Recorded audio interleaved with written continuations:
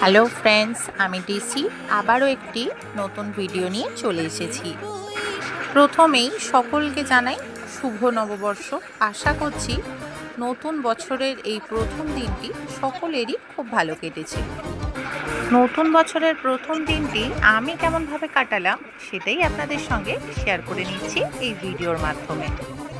দিদি আগে থেকেই বলে রেখেছিল নববর্ষের প্রথম দিনটা আমরা কোথাও ঘুরতে যাব। সেই মতো সকাল সকাল দিদির বাড়ি পৌঁছে গেলাম। দিদির বাড়িতে পৌঁছে তো খুবই আনন্দ করলাম। তার কারণ হচ্ছে বাবু, অর্থাৎ দিদির ছেলে। আমাদের পুচকুসোনার কাণ্ড কারখানা দেখতে দেখতেই সারাটা দিন যেন কেটে যায় আমাদের। দিদি স্নান টান সেরে সমস্ত কাজ কমপ্লিট করে পুজো করতে যায়।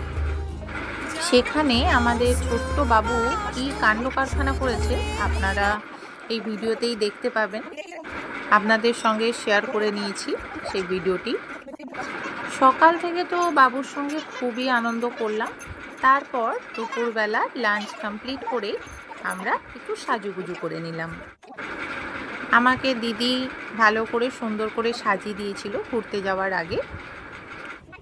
যখনই কোথাও ঘুরতে যাই দিদি আমাকে সুন্দর করে সাজিয়ে দেয়।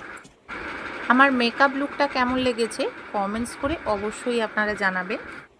দিদি আমাকে সাজিয়ে দিয়ে তারপরে নিজে রেডি হয়। দুই বোনে সাজুগুজু করে বেরিয়ে পড়লাম ঘুরতে যাব বলে। আমাদের বেরোতে বেরোতে বেশ অনেকটাই দেরি হয়ে গেছিল, সেই কারণে কোথায় ঘুরতে যাব ভেবে পাচ্ছিলাম না। আমরা তাই আজকে পৌঁছে গেলাম রবীন্দ্র সদন।